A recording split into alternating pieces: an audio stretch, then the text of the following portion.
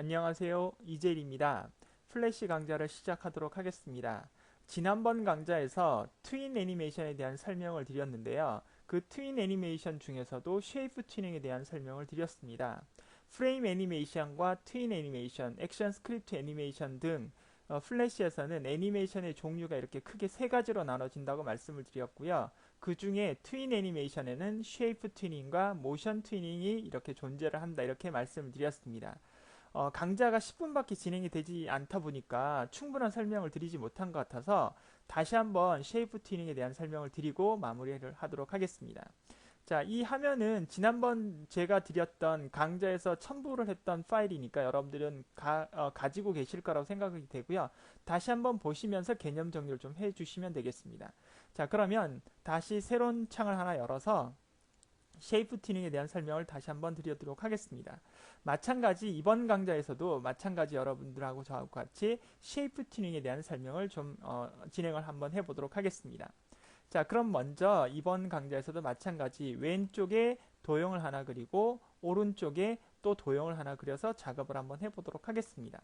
자, 이번에는 지난번 강좌에서는 사각형을 그렸는데 이번 강좌에서는 색상을 녹색으로 바꾸시고 원형을 한번 만들어 보도록 하겠습니다. 자, 왼쪽에 원형을 하나 그리면 자동적으로 1번 프레임에 데이터가 이렇게 있다는 것을 이렇게 보여주는 회색의 사각형에 검정색 점이 나온다는 것을 여러분들이 이해를 해주시면 되겠습니다. 레이어 1번의 이름을 쉐이프라고 바꾸도록 하겠습니다. 자, 더블 클릭을 하셔서 쉐이프라고 쓰겠습니다. 자, 그리고 50번 프레임을 여러분들이 마우스로 클릭을 해주시고요. 지난번 강좌에서는 빈 프레임을 만들어서 저와 같이 오른쪽에 원형을 작업을 하셔서 데이터를 입력을 했는데요. 이번에는 같은 이 데이터를 위치만 바꾸고 모양을 약간 변형을 한번 해보도록 하겠습니다. 자, 그랬을 때 여러분 1번 프레임에 있는 데이터를 50번 프레임까지 연장을 하면서 장면을 바꾸기 위해서는 F5번 키는 장면만 연장하는 것이고 장면을 연장을 해서 변화를 하기 위해서는 F6번 키를 눌러주시면 되겠습니다. 뭐 엄밀히 말하면 일종의 복제 기능이라고 생각을 해주시면 되겠습니다. 자, 50번 프레임과 1번 프레임을 이렇게 교차로 눌러보시면 1번 프레임과 50번 프레임을 교차로 눌러보시면 모양의 변화가 없고 위치 변화가 없이 똑같은 데이터가 같은 곳에 있는 것을 여러분들이 확인하실 수 있습니다. 이 말은 결과적으로 1번부터 49번까지 있는 장면이 50번에 그대로 복제가 되어 있는 거라고 생각해 주시면 되겠고요. 50번 프레임을 누르신 다음에 이 데이터를 이동을 해주시면 되겠습니다. 검정색인 셀렉션 툴, 선택 툴을 이용하셔서 이렇게 이동을 시켜주시면 되겠습니다. 그러면 같은 데이터가 이렇게 위치가 바뀌어져 있는 형태로 구현이 될 수도 있는 방법을 제가 설명을 드렸습니다. 자, 그러면 마찬가지 쉐이프 튜닝을 적용을 한번 해보도록 하겠습니다. 자, 클릭을 하시고요. 1번부터 50번 사이 아무 프레임이라 클릭을 하신 다음에 하단에 있는 트윈이라고 나와 있는 부분에 쉐이프를 구현을 해보도록 하겠습니다. 쉐이프가 제대로 적용이 되면 프레임이 회색에서 연한 연두색으로 나오고 실선에 화살표가 생긴다는 것을 보실 수가 있습니다. 엔터를 한번 쳐보도록 하겠습니다. 자, 그러면 왼쪽에서 오른쪽으로 이동이 되는 애니메이션이 구현이 되는 것을 보실 수 있습니다. 근데 쉐이프 튜닝이 반드시 모형의 변화가 일어나야 된다. 그런 것은 아닙니다. 쉐이프 튜닝을 뭐 주된 목적이 모양의 변화라든지 이런 것을 이용해서 다양한 애니메이션을 구축하는 건 맞지만 지금처럼 그냥 모형의 변형 없이 위치만 이동할 수 있는 그런 특징들도 있다. 이렇게 말씀을 드릴 수가 있겠고요. 또는 50번 프레임을 누르시고요. 반드시 스테이지에 있는 개찰 한 번 더 눌러주신 다음에 도구 툴박스에 있는 트랜스폼 툴이라고 해서 크기 조절과 그 다음에 각도를 조정할 수 있는 부분을 클릭을 하시게 되면 이렇게 바운딩이 나옵니다. 여기서 여러분들이 Shift를 누르시고 난 다음에 또는 Alt키를 누르신 다음에 이렇게 Alt와 Shift를 누르신 다음에 이렇게 잡아당기시게 되면 크기 변화가 일어나게 되어 있습니다. 자, 이 정도로 좀 크게 하겠습니다. 자, 그렇다면 이번엔 1번 프레임으로 가셔서 크기를 좀 줄이도록 하겠습니다. Alt와 Shift를 누르신 상태에서 줄이도록 하겠습니다. 지금은 심볼이 되어 있지 않기 때문에 정방향의 4개의 방향으로 정확하게 비율적으로 크기를 줄이시고 느리실 때는 Alt와 Shift를 누르셔야 하지만 나중에 심볼이 또 정해지게 되면 좀 단축키가 좀 바뀌는 특징들이 있으니까 혼돈하시지 마세요. 자, 그러면 1번에는 좀 작아지는 원형이었고 50번은 커진 형태죠. 엔터를 쳐보면 이동이 되면서 점점점 크기의 변화가 일어나는 거죠. 위치의 변화와 크기의 변화를 줄 수 있는 것 또한 마찬가지 쉐이프 튜닝의 특징이다. 이렇게 보시면 되겠습니다.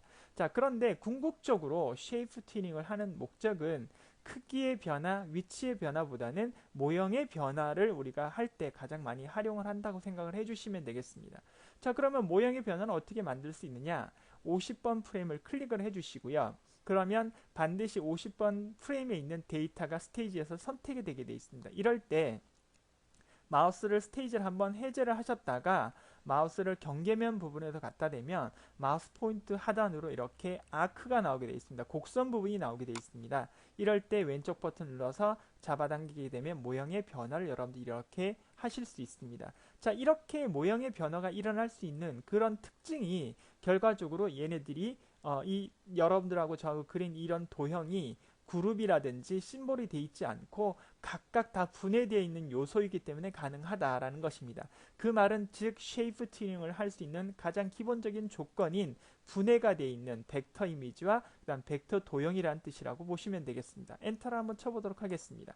그러면 정원이 점점 50번으로 이동이 되면서 변형된 모양과 크기를 여러분들이 자동으로 생성을 해주면서 나가는 튜닝이 우리가 쉐이프 튜닝이다 이렇게 말씀을 드릴 수가 있겠습니다. 그래서 쉐이프 튜닝에는 이 위에도 쉐이프 힌트라고 해서 변화되는 시점들을 이렇게 클릭을 해서 모양의 변화에 그런 기준점을 줄 수 있는 부분들도 있는데요.